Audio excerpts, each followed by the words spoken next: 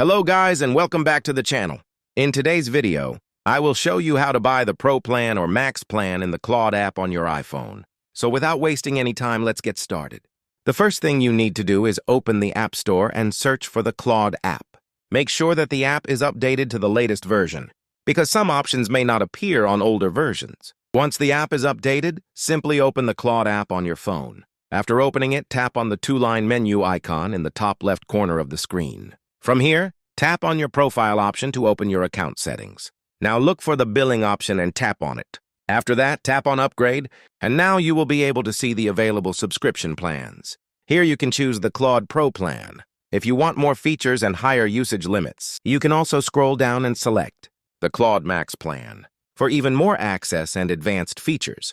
After selecting the plan you want, simply complete the payment process using your Apple ID or preferred payment method, and your subscription will be activated. And that's basically it.